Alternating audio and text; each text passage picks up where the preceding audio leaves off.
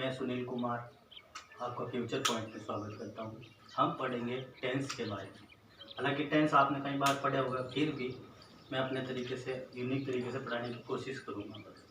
Tense मुख्यतः तीन type का होता है: present, second past, third future.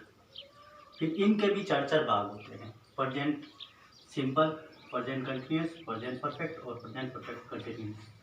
फिर past simple, past continuous, past perfect continuous.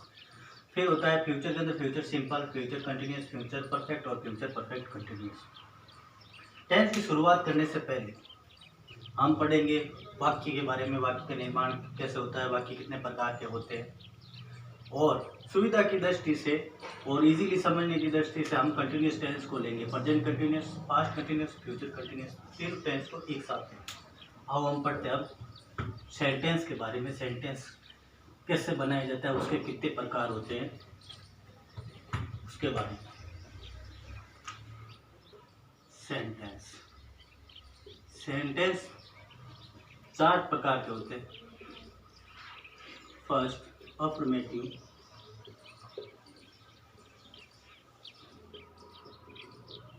Second negative, third होता है इंट्रोगेटिव,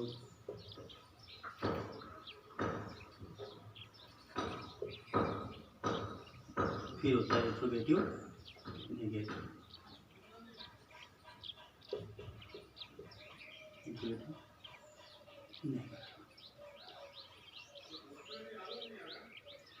अफर्मेटिव में शुरुआत में आता है सब्जेक्ट, जिसको हिंदी में कर्ता कहा जाता है।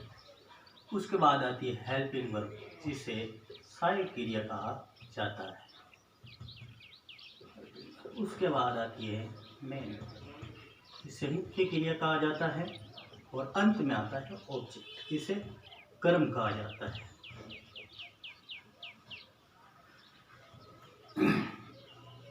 अब आ जाते हैं हेल्पिंग वर्ब से ही टेंस की पहचान होती है, तो कौन सा टेंस है, टेंस का कौन सा भाग है। अब आ जाते हैं नेगेटिव। नेगेटिव बनाने के लिए कुछ नहीं किया जाता है, हेल्पिंग वर्ब के साथ आपको नोट लगाना पड़ता है। जैसे सब्जेक्ट आ गया, उसके बाद हमने लिखा हेल्पिंग वर्ब HV, और इसके साथ हम क्या लगा रहे हैं, नोट। और उसके बाद मेन वर्ब की वापस मेन वर्ब, उसके बाद ऑब्जेक्ट। यहाँ पे सब्जेक्ट आ गया, यहाँ पे ऑब्जेक्ट, और यहाँ पे लगाना है हेल्पिंग वर्ब के जस्ट बाद में आपको नोट लगाना है। अब आ जाते हैं इंट्रोगेटिव। इंट्रोगेटिव में प्रश्नवाचक होता है, जैसे नेगेटिव के अंदर नहीं आता है, इंट्रोगेटिव में प्रश्नवाचक आता है, जैसे क्या।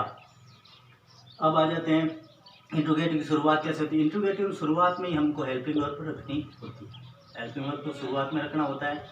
फिर उसके बाद आता है सब्जेक्ट, और उसके बाद आता है मेन वर्ब, और उसके बाद ऑब्जेक्ट।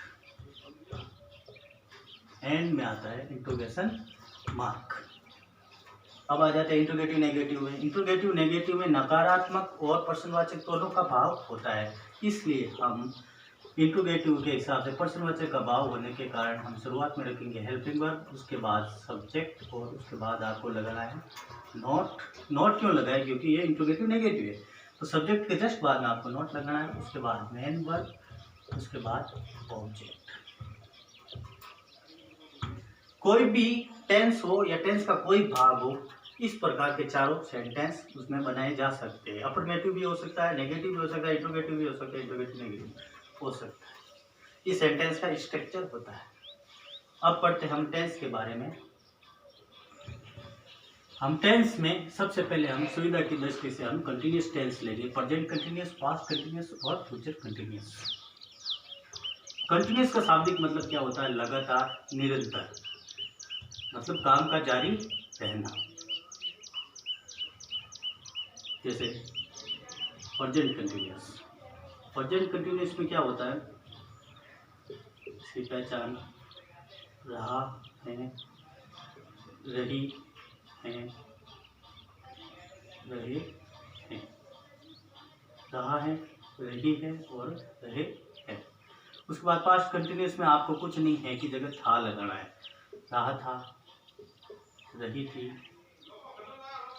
रहे थे।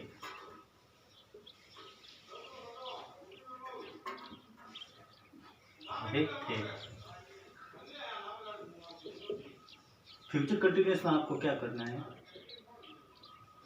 रहा होगा, रही होगी और रहे होंगे। अब आ जाते हैं इन तीनों टेंस में कॉमन चीज क्या है। तीनों चीज में कॉमन चीज ये है कि इनकी मुख्य क्रिया के साथ आपको आईएनजी लगानी है। मुख्य क्रिया इसमें हेल्पिंग वर्ब क्या आएगी, इसमें हेल्पिंग वर्ब आएगी इज, आर, एंड। इज आता है किसके साथ आता है, ही, सी, इट और नेम के साथ। आर किसके साथ आता है, यू, वी और दे के साथ आता है आर। एम किसके साथ आता है, एम आता है आई के साथ। अब आ जाते हैं इसमें हेल्पिंग वर्ब क्या आएगी, वाज और वर। वाज आता है ही, सी, इट और नेम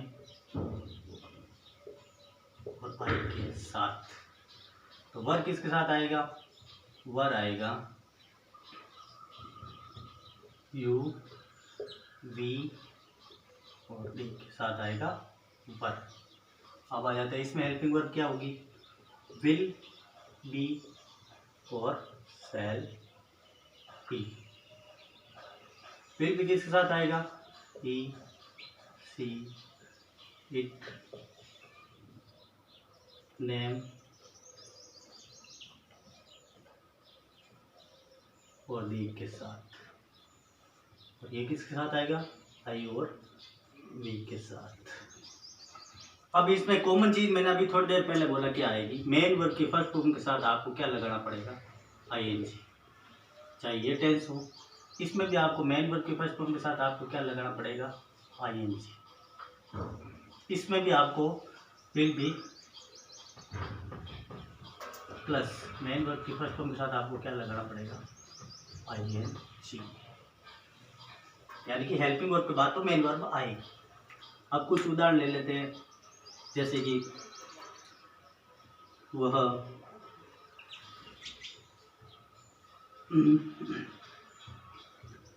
फुटबॉल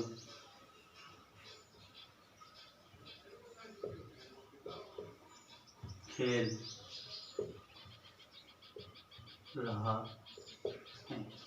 तो हम इसका बनाएंगे ही के साथ क्या आएगा, इज। तो लिखो यहाँ पे इज।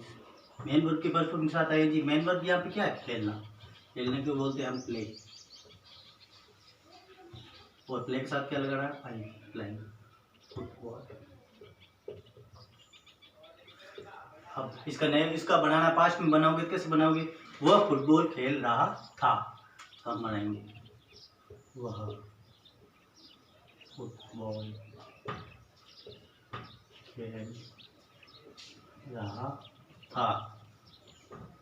वह फुटबॉल खेल रहा था, तो ही के साथ क्या आएगा, was. He was playing football. और अगर इसका फ्यूचर बनाना है, फ्यूचर कैसे बनेगा, वह फुटबॉल खेल रहा होगा, वह फुटबॉल खेल रहा होगा। तो ही के साथ क्या आएगा, विल बी और मेन वर्ब की फर्स्ट फॉर्म के साथ आईएनजी। मेन वर्ब क्या है, खेलना। खेलने को बोलते हैं प्लेइंग, प्ले। और इसके साथ आईएनजी तो प्लेइंग फुटबॉल।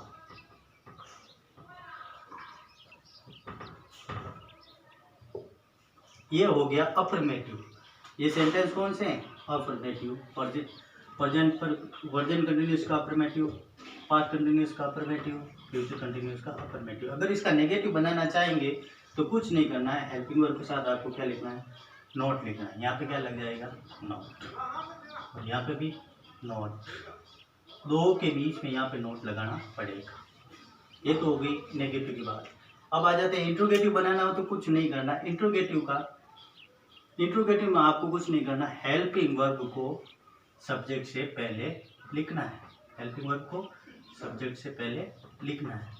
जैसे कि क्या वो फुटबॉल खेल रहा है, तो हम बोलेंगे हेल्पिंग वर्ब क्या आएगी, वह किस हिसाब से इज, और यहाँ पे ही, और यहाँ पे वाज और ही, और यहाँ पे वह है तो हम बनाएंगे will he be playing football.